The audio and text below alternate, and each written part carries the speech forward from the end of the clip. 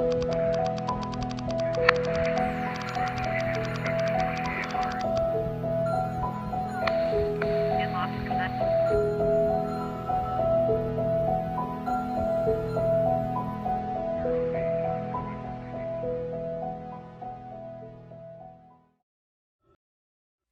good morning. I would like to welcome you to Untethered. If you are new with us, today's going to be quite the service. This series we're in right now is called Untethered, and we're talking about this idea of kind of stepping back from what we thought we knew for sure and asking questions about it, including our faith.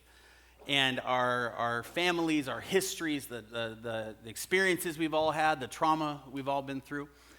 I wrote this little, this little statement shared with me by someone important to me, and I've been sharing it with you every single week. It says, Christianity is supposed to be a community where people can wonder out loud, a place where people don't have to park their injuries outside the questions they have around them. This morning, I'm speaking to you from a fairly injured space, and a lot of people ask, because of that injury, why am I here? And so before I start, I want to say something that is just on my heart. When I read things like this, and when I teach things like this, and when I try to drive these things into our community, I am not kidding. I'm not playing. I'm not up here to entertain or make sure you like it. I'm here because I really believe that community is what we need when we're hurting. And so I didn't know where else to go but here. Like where am I supposed to go if not here? So I'm here, and I'm pretty messy, and I'm fairly emotional. And for those of you who are brand new, you're like, what is going on? I'm going to share with you in just a moment, but I just want you to know that I'm standing where I speak, and I believe what I say, and I believe that we are supposed to be this for each other. And so in the midst of my mess, this is the place I choose to go. Let me pray for us. Heavenly Father, I thank you, Lord, for the opportunity to just lean in, to just rest in your arms, to rest in where it is you want to take us. I thank you for today, for every person in this room, and I ask, God, that it would impact them like already you've impacted me. Thank you for a community that we can be vulnerable in, that we can be authentic in, that we can live with our mess a little exposed in. Thank you for this place. I just surrender this time to you now in Jesus' name. Amen. As many of you know, and some of you are about to find out, my father, who goes by the same name as me, Danny Clinton, unexpectedly passed away last Saturday. He was 61 years old, and he died from complications after having open heart surgery about a week earlier. So this morning, I'm going to share a bit more of my personal journey than I normally do. And along with that, I want to encourage you to filter what you hear today through the lens of your own life. Spiritual journeys are not to be viewed from the position of a spectator. They are meant to be considered and embraced. And so it's going to be really easy for you to sit in your chair and watch me and have empathy for me and survey me without letting any of what's going on inside my world spill into yours. And the truth is, I'm no different than anybody else here. As a matter of fact, it's important for me to add that although this morning I'm speaking to you from this messy place, my pain is no greater than anyone else's in the room. Others have been and or are here as well, dealing with similar things. But this is where I am right now, and so this is where I have to be. My challenge to you is that you allow yourself to really be where you are. To not pretend that you're somewhere you're not, to not just pretend that you're there watching me, but really allow your emotional self to sit inside your body and feel whatever this brings out in you, and to wrestle with that, to, as I said, embrace that and to consider that. This entire thing has a lot of beauty in it if you allow it to impact your life in that way. I'd like to start by reading a Bible passage for some context that I'm going to bring up later. It's in Luke chapter 10, and we're going to be verse 38, and this is what it said. Now, as they went on their way, Jesus entered a village, and a woman named Martha welcomed him into her house. And she had a sister called Mary, who sat at the Lord's feet and listened to his teaching. But Martha was distracted with much serving. And so she went up to him and said, Lord, do you not care that my sister has left me to serve alone? Tell her then to help me. I want you to imagine it, Jesus sitting, people sitting in a circle around him. She's busy running around while Mary just sits there and soaks in what Jesus is saying. And so he looks to her, and with compassion in his eyes, he says, Martha, Martha, you are anxious and troubled about many things, but one thing is necessary. Mary has chosen the good portion, which will not be taken from her. I want you to remember that story. I want you to remember that picture of Jesus sitting with people in a circle as he talks to them about what really matters. And then I want you now to listen to a little bit about my dad. But maybe not how you'd expect. People too often talk about people they love who've passed only in a glorified way. They talk about the great things they did. They talk about the great people they were. But in reality, my father wouldn't appreciate that. He relished in his authenticity. And it was embarrassing a lot of the times. On one hand, my father taught me that God is good and God is forever. He had an unwavering faith that God loved him and was for him. No matter how down he got, no matter how low he got, he just believed that God had chosen him and that God was after him. And he talked about it all the time when he would grab my hand across a table at lunch and say, son, keep doing what you're doing. Keep doing what you're doing. And then he'd tell me an inappropriate joke he learned at the bar. He was a conundrum that way. My father also taught me that you can't just say the words. His choices taught me that you have to do more than that. You can't live life running from your problems. Sometimes you have to stop and step into the struggle. My father, his choices revolved around entertaining and numbing the things in his life that hurt him. So, these two very different wars raged within my dad. The one that believed God is good and God is forever, and the one who kept making choices that didn't line up with what he said. This caused him to live his life split in multiple, very loud narratives, making my father both the most giving and the most selfish person I'd ever met, and often both at the very same time.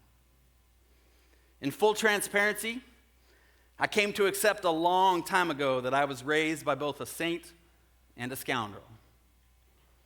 That's who my dad was. And he knew it. Now you know why I'm drawn to some of you in this room. You're just trying to figure it out if it's because you're a saint or a scoundrel. The sound a scoundrel's life makes is difficult because from the outside they appear very solid. My dad actually attended this church. He sat right in the back row right over here. He came up afterwards. He commented on sermons. He even challenged me sometimes around certain things. We'd talk about the Bible. We'd talk about what he believed, and then we'd talk about his next relationship or the one that just didn't work out. I saw a video recently I want to show you, and it for me, kind of drove home the idea of what it was like to do life, to play in the band with my dad. Because he would look passionate, but, well, just watch.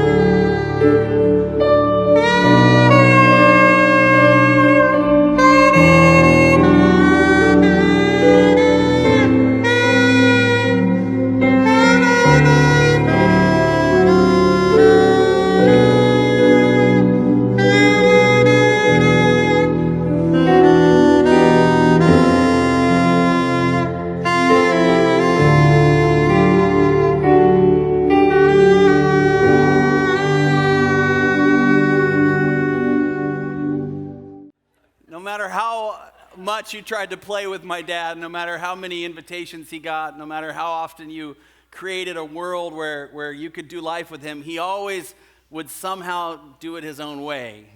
He would always somehow play it however he wanted to play. In a sense, my father loved the music of life, but he just tended to live it a bit out of key. He, for the last 20 years, worked in the bar industry, and when we went to go through his stuff, his now current lovely girlfriend pulled out this for us kids.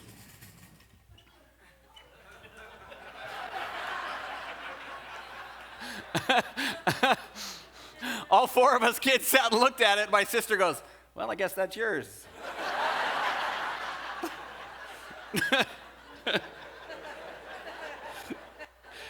His girlfriend said, "Please take it," because he kept trying to hang it above our bed. Who does that? A scoundrel, that's who. That's who. My father lived his life his way, and he lived it loudly. He knew who he was and what he wanted, and he got bored easy and would often move on in search of the next new thing. At one point in his life, he even moved on from my mom and us kids.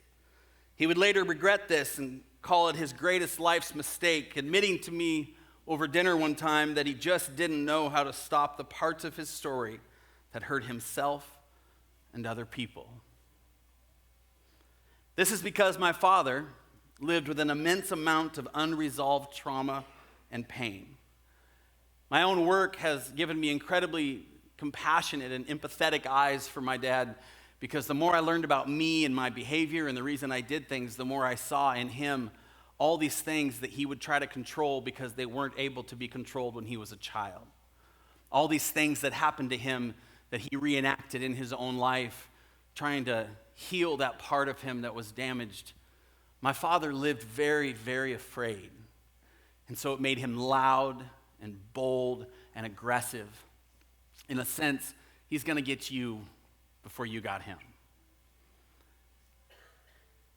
This idea I've recently come to understand as something called survivorship bias.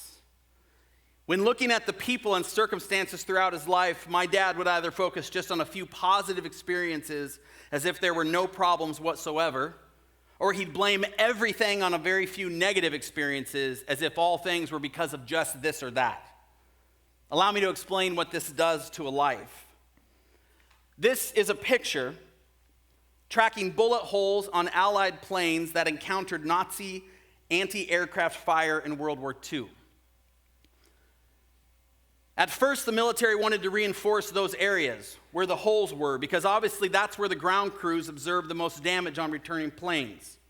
Until Hungarian-born Jewish mathematician Abraham Wald pointed out that this was the damage on the planes that made it home, and the Allies should armor the areas where there are no dots at all, because those are the places where the planes won't survive when hit. This survivorship bias phenomenon is a logic error where you focus on things that survived when you should really be looking at all the things that didn't. My father wouldn't look at those things. He didn't recognize the things in his life that didn't survive because of his own trauma done to him, or even the things that he did later in life that traumatized other people. He instead focused intensely on only those who were willing to endure his lifestyle, the ones who survived, the bullet holes he could see. They were the loyal ones. They were the ones that really loved him. This, after being married to my mom for 20 years, over the last 20 years, resulted in my father being married 9 more times. Just in case you're taking note, Elizabeth Taylor was only married 8. So I told my dad he beat his record. I actually fist bumped him on marriage number 9. I was like, "You got her, Dad, you got her." He hated this about his story, but what he ended up happening is he would get in a relationship, and then his conviction from God he felt weigh on him, and then he'd get married, and then a year later he'd go, "I don't like this person," and he'd get rid of him and move on to the next new thing. He was broken in this way, but he was my broken.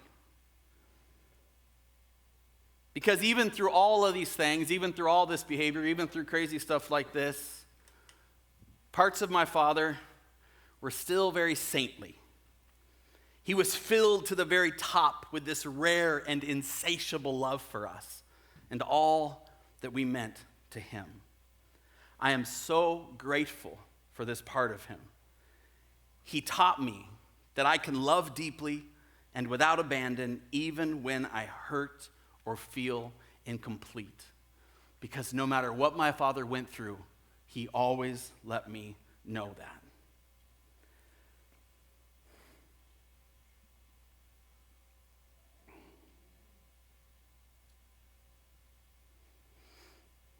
This is such a core message of Jesus.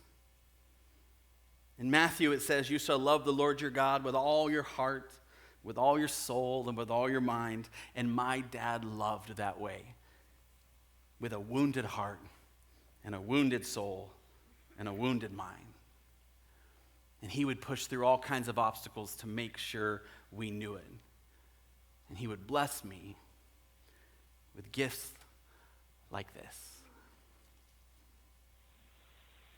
Oh my gosh, how old are you? Is that not crazy, my son? Happy birthday. I hope you're doing something special fun today. It's a big one, 40. I remember my 40th. It's got to be not even close as good as this one is for you. Hey, I just want to call and wish you happy birthday and tell you I loved you and a bunch of other nice stuff. But you're not here to hear it. Anyway, son, I hope you're having a good day today. I hope you're having something fun. And I'm proud of you for your life and what you've accomplished in it already. I can't even imagine what your future holds, even more. Anyway, love you.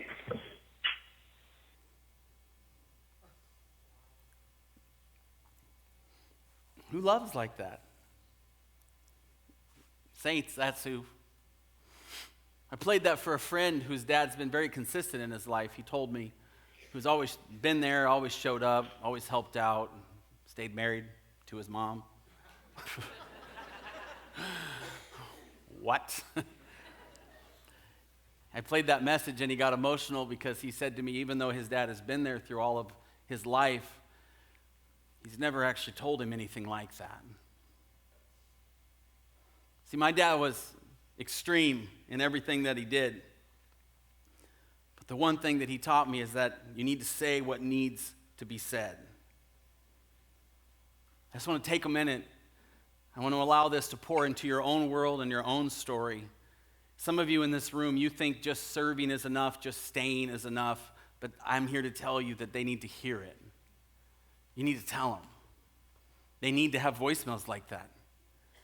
They need to hear from you your heart and what you're dealing with. And even those of you in the room who feel a lot more scoundrel than saint, I'm here to tell you as an adult child with a brother and a sister in the back row, we want to hear from you, Dad.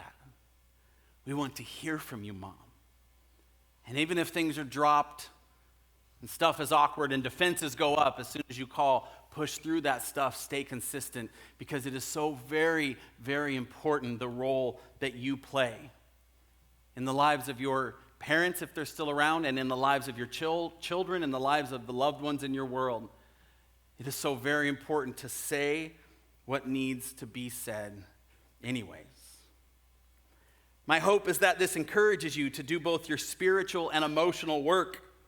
We all have very important roles to play in the lives of those who love and need us. I hope you feel challenged. I hope you feel convicted. I hope you lean in, even if it's embarrassing or painful. I hope you love. The week before my dad passed away, he was in the hospital. And so family gathered like families do. We spent a lot of that time sitting in waiting rooms. This is actually a picture I took of our family in one of those rooms. I took this picture so that after my dad got out of the hospital, I could show him all the people who were there for him. all the people that really, really loved him.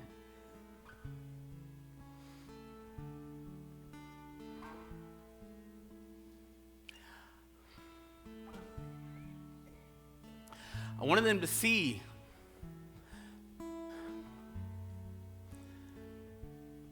that his life was valuable.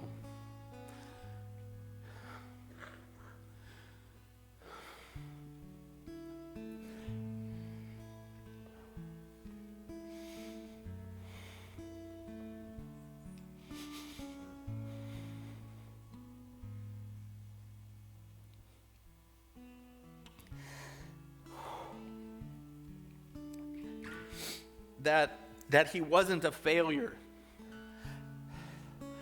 that he was safe, and that he didn't have to be afraid because we showed up. All of us. It's okay, set it down. Thanks.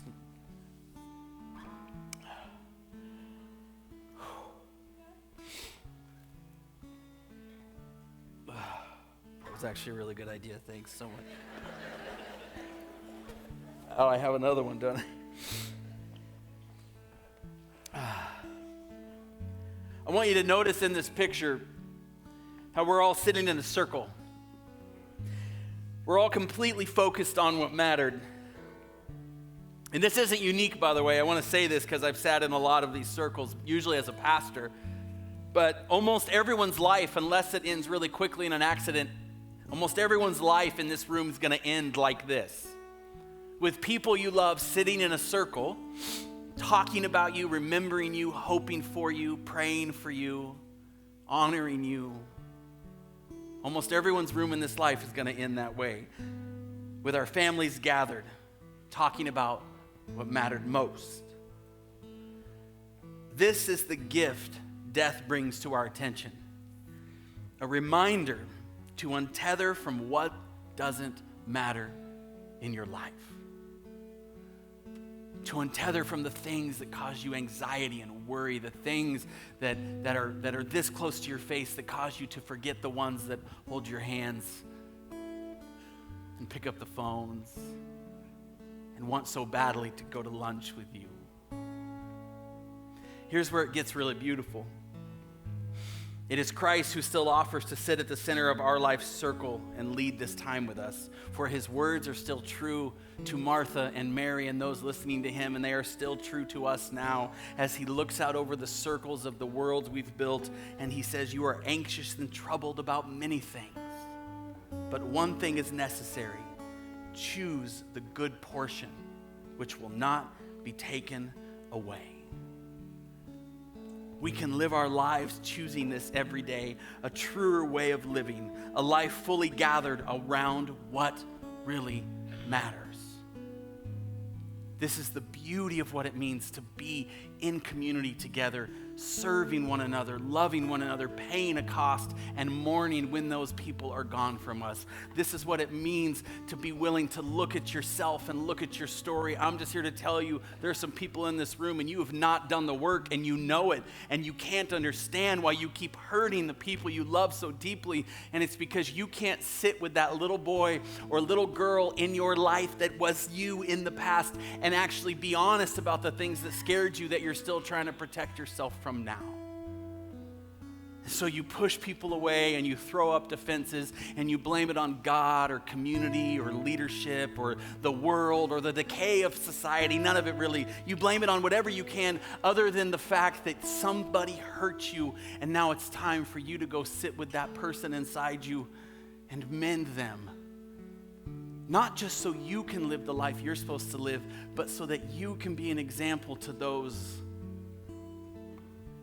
that follow you in this life. My children, they're watching me grieve through this. They're watching me cry through this. I had days where I kind of forgot it. It's only been 8. I had a day where I was really, really angry.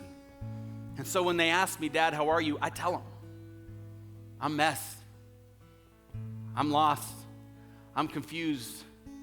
I'm frustrated that I couldn't save my dad. I'm frustrated that I couldn't get him to make better choices. so that his life didn't eat up all of its margins, so that when he got a surgery to help him, it didn't kill him.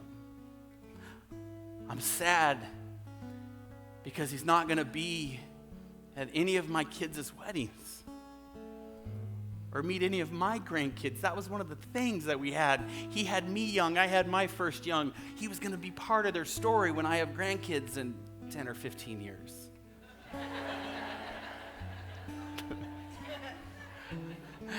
He's never going to know them. He's not going to call me on Christmas or my birthday next month. You know, after that voicemail, he took me Lego shopping. Wow. Like good dads do. He's not going to be there on Father's Day.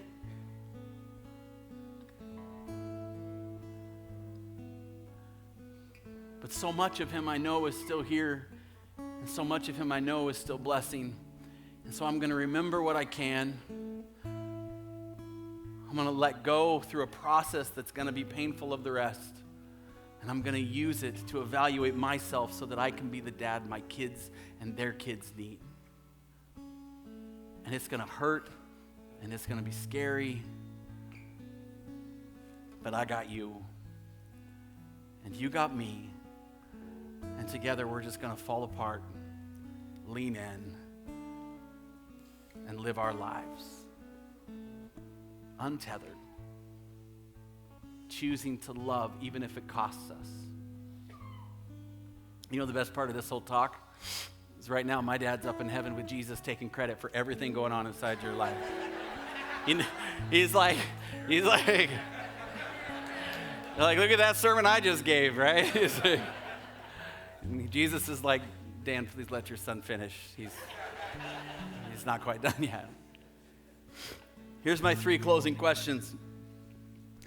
What in your life are you gathered around that doesn't matter? What in your life is taking too much energy? Not that there's just, you can't just let it all out or let it all go, but you can definitely reorient and restructure so that the things that matter in your life are getting the best of you. Who in your life needs to hear from you how much you love them? You think they know, but have you said it? Have you called till you can leave a voicemail like that one? Who in your life needs to see it in your eyes? Who needs to be brought to a coffee? Who is it that you need to share? Because although we've all lost people, there are still people in life that love you, and you need to tell them. And lastly, are you doing the emotional and spiritual work required of you? Are you looking at your life through the mirror of your own soul? Are you asking hard questions? Do you have people in your life who can say no to you with power? Who can challenge you and go, that's a lie, that's not true? Do you have people you can unwind the stuff that's been wound around your heart? Because without that, then you're going to continue to live bound up and bottled up. Then you're going to explode, and then you're going to apologize, and then you're going to run through the whole cycle again with a whole new set of friends, just like you did last time.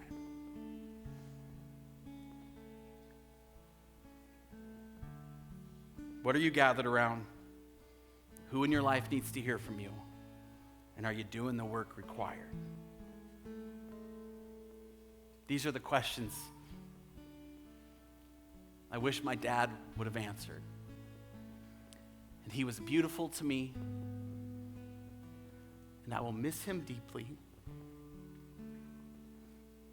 And I'm grateful that I serve a God who is bigger than I thought he was, like the song says, that we're going to sing in just a minute. Because without that, I'm just not sure where to go. Thank you for listening. I love you, but more importantly, God loves you. He's waiting to lead this life full of circles, full of relationships, full of unwinding, if you're willing to follow him.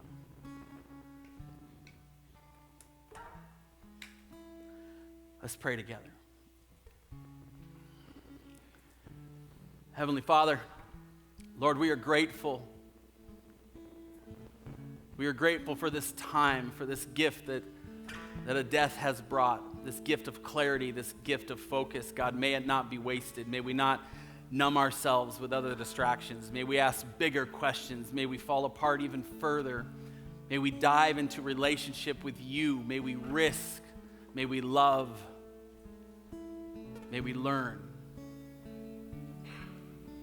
We're so grateful for the relationships you've brought into our lives and that you are so powerful.